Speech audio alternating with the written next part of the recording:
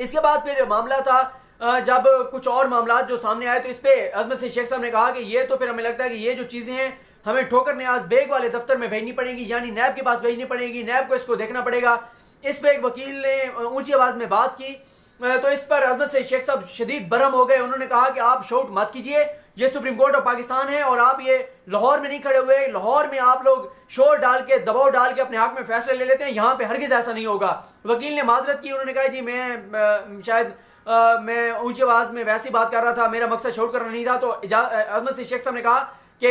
यहाँ पे अपनी आवाज़ जो है वो धीमी रखिए। कल भी उन्होंने एक केस में कहा था कि सुप्रीम कोर्ट के अंदर जब कोई वकील पेश हो तो वो ये बात जहन में रखे कि ये सेशन कोर्ट नहीं है, ना ही ये मजिस्ट्रेट की अदालत है। सुप्रीम कोर्ट की जिस तरह सुप्रीम कोर्ट में बिहेव करना चाहिए उसी तरह बिहेव करें, और सुप्रीम कोर्ट उसी तरह ट्रीट करेगी जैसे मुल्क की सबसे बड़ी अदालत को जो है वो बिहेव करना चाहिए। इसके अलावा ये बात भी है कि शायद अजमत से शेख साहब का इशारा उस फैसले की तरफ था जो कि हमजा शहबाज को रिलीफ दिया गया, और हमजा शहबाज को रिलीफ देने की वजह शायद ये भी हो सकती है कि वहाँ पे, या ये वजह ना भी हो, लेकिन ये एक हकीकत है कि वहाँ पे नून लीग के कारकुनान कमरे अदालत के अंदर तक गए, शोर शराबा डाला, नारेबाजी की, और अदालत ने कोई एक्शन नहीं लिया, ना ही उनको कोई शोकाज नोटिस जारी किया, ना ही कोई तौहीन अदालत की कार्रवाई हुई।